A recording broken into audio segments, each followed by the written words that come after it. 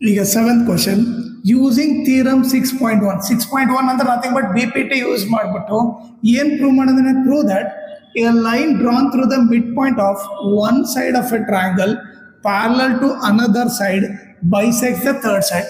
ಈಗ ನಾನು ಡಯಾಗ್ರಾಮ್ ಆಗ್ಬಿಟ್ಟು ನಿಮಗೆ ಏನಂತ ನೀಟಾಗಿ ಎಕ್ಸ್ಪ್ಲೇನ್ ಮಾಡ್ತೀನಿ. ಓಕೆ ಓಕೆ ಇದೊಂದು ಟ್ರಯಾಂಗಲ್ ABC ಇದೆ ಅಂತ ಅನ್ಕೋಣ. ಓಕೆ ಇವಾಗ ಕರೆಕ್ಟ್ ಅರ್ಥ ಮಾಡಿ. Prove that a line drawn through the mid point of one side of a triangle. Okay mid point of one side of a triangle ಇದನ್ನ select ಮಾಡೋಣ. Okay ಇದ್ರ ಮಿಡ್ ಪಾಯಿಂಟು P ಅಂತ ಅನ್ಕೊಳ್ಳೋಣ. Okay ಆಮೇಲೆ ಏನಂತಾರೆ mid point of one side of a triangle parallel to another side. ಇಲ್ಲಿಂದ ಈ ಸೈಡಿಗೆ ಪ್ಯಾರಲಲ್ ಹಾಕಿದೇನಾ ಅಂತ ಅನ್ಕೊಳ್ಳೋಣ. ಓಕೆ ಈ ಪಾಯಿಂಟ್ನ P ಅನ್ಕೊಳ್ಳೋಣ. P ಬಂದ್ಬಿಟ್ಟು ಇದು ಮಿಡ್ ಪಾಯಿಂಟ್ ಇಂದ ಒನ್ ಸೈಡಿಗೆ ಪ್ಯಾರಲಲ್ ಹಾಕಿದೆ. ಓಕೆ ಈ ಸೈಡ್ ಕಂಪ್ಲೀಟ್ ಆಯ್ತು, ಈ ಸೈಡ್ ಕಂಪ್ಲೀಟ್ ಆಯ್ತು. ಆಮೇಲೆ ಏನ್ ಹೇಳ್ತಾನೆ parallel to another side bisect the third side. Bisect the third side ಅಂತಂದ್ರೆ ಥರ್ಡ್ ಸೈಡ್ ಬಂದಿದ್ದು ಬೈಸೆಕ್ಟ್ಸ್ ಅಂದ್ರೆ 2 ಈಕ್ವಲ್ ಪಾರ್ಟ್ಸ್. ಓಕೆ ಅಂದ್ರೆ AQ ಎಷ್ಟಿರ್ತೋ QC ಕೂಡ ಅಷ್ಟೇ ಇರ್ತದೆ ಅಂತ ಪ್ರೂವ್ ಮಾಡ್ಬೋದು. ಓಕೆ ಈಗ ನಥಿಂಗ್ ಬಟ್ ಈಗ ಏನು ಬರಿಬೋದು let.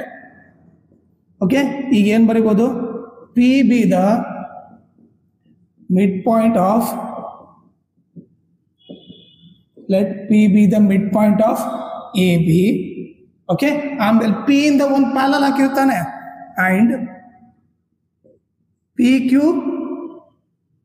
be parallel to BC. Okay ಇಲ್ಲಾಂದ್ರೆ ಏನು ಹೇಳ್ರಿ and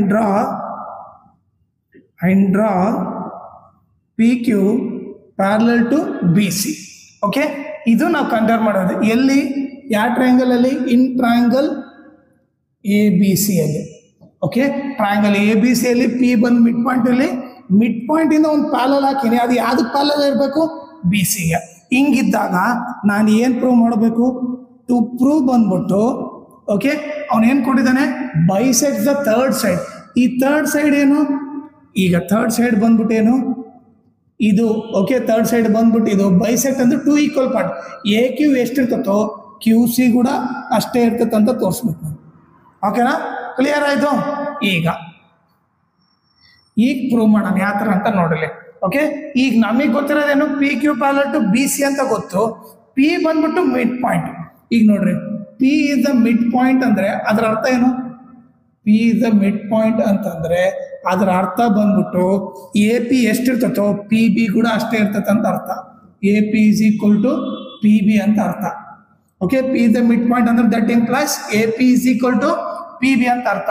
ಈಗ ನೋಡ್ರಿ ಈಕ್ವಲ್ ಸಿಂಬಲ್ ಹಾಕ್ಬಿಟ್ಟು ನಿಮಗೆ ಈಕ್ವಲ್ ಸಿಂಬಲ್ ಹಾಕಿ ಒಂದು ಆರೋ ಮಾರ್ಕ್ ಈ ತರ ಆಗಿದ್ರೆ ದಿಸ್ ಇಂಪ್ಲೈಸ್ ಅಂತ. ಓಕೆ ಇದ್ರ ಅರ್ಥ ಏನು AP is equal to PB ಅಂತ ಗೊತ್ತಾಯ್ತು. ಈಗ ನೋಡ್ರಿ ಬೈ BPT ಇಂದ ಏನ್ ಬರೀಬೋದು ನಾನು ಈಗ ಕೊಟ್ಟರೋದೇನು PQ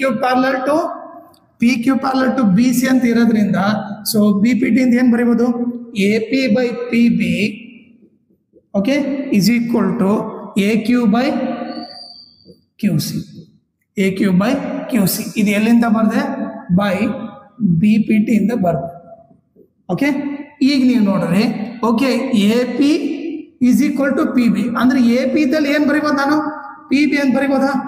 AP ಇದ್ದಲ್ಲಿ PB ಬರ್ದೆ PB by PB is equal to AQ by QC. Okay ಇದು ಎಲ್ಲಿಂದ ಬರ್ದೆ ಫ್ರಮ್ ಈಕ್ವೇಶನ್ 1 ಇಂದ ಬರ್ದೆ. ಈಗ ನೋಡ್ರಿ PB ಕ್ಯಾನ್ಸಲ್ ಆಯ್ತು. ಓಕೆ ಇದೇನು ಉಳಿತು 1/1 is equal to AQ by QC ಆಯ್ತು. ಈ ಕ್ರಾಸ್ ಮಲ್ಟಿಪ್ಲೈ ಮಾಡಿದ್ರೆ ಏನಾಗುತ್ತೆ 1 into AQ is equal to 1 into QC ಆಯ್ತು. ಸೊ ಲಾಸ್ಟಿಗೆ ಏನು ಬಂತು 1 ಇಂಟು AQ ಆಯ್ತು. ಓಕೆ 1 ಇಂಟು QC ಆಯ್ತು. ಓಕೆ ಇದೇ ತಾನೇ ನಾವು ಪ್ರೂವ್ ಮಾಡ್ಬೇಕಾಯ್ತು AQ is equal to QC ಅದನ್ನೇ ಪ್ರೂವ್ ಮಾಡಿದ್ವಿ.